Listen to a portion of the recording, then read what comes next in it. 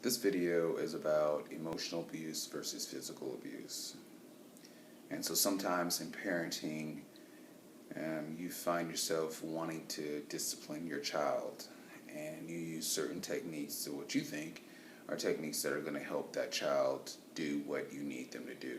So you may say, "Oh, you're being you're being stupid," or you're a fool, or you're dumb, or you can't do anything correctly, or you always do this and you always do that.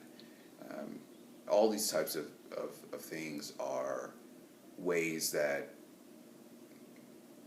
a person would take this information and say, okay, well, you're emotionally abusive.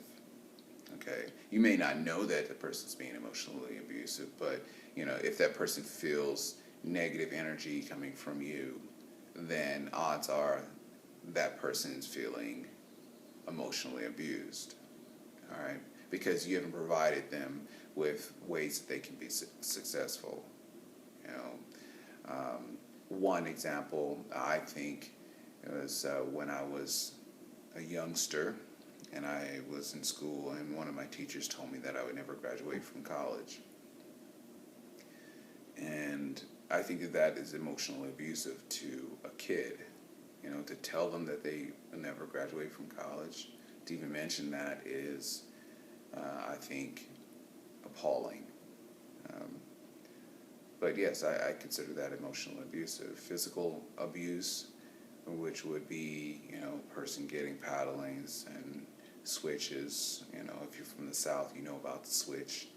If you don't, a switch is a young sapling on the side of a tree, and you take it or you climb up the tree. If you're lucky like me, climb up the tree, you cut it down, and then you may take another little sapling from the tree. I'm probably not using sapling correctly, but you take another branch from the tree, twig, and you wrap them together, and then that is used to quote unquote switch you or spank you. Using a belt, using a paddle, all of these are methods of physical abuse. Now, some parents out there say, well, it didn't really hurt me. Like, I heard all these things as a child and whatnot, it didn't really hurt me. Well, how do you know it did not hurt you? I mean, what are some things that you could say that getting switched or getting paddled or being emotionally abused in that way, that helped you? How did that help you?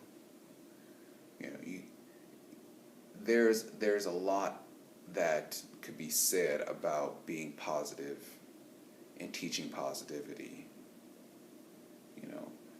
Using the words that you say and using your physical touch as ways to communicate to your child that you love them. Now, I'm not saying that there's not any place for saying these things, only if the intent is to say stop, and here is how you can be successful.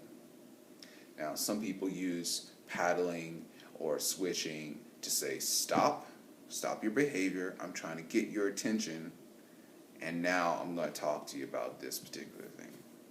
Tell you how you can be more successful next time.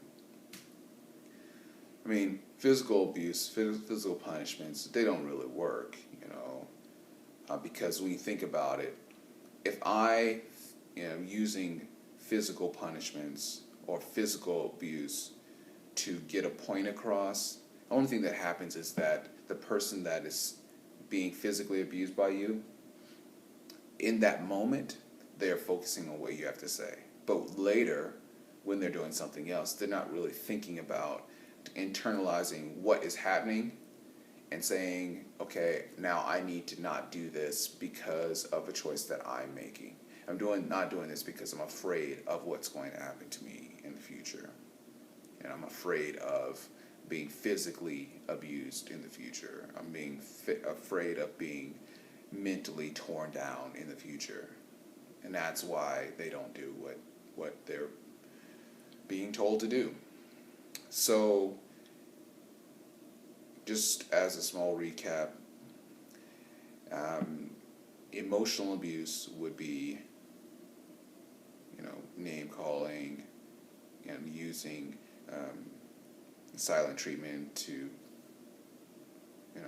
control a person. Physical abuse, that's kind of self-explanatory. And if you're doing something to someone and your intent is to correct behavior, these are not really methods that you want to use. And there are other ways that you can get someone's attention and get them to understand what you're talking about.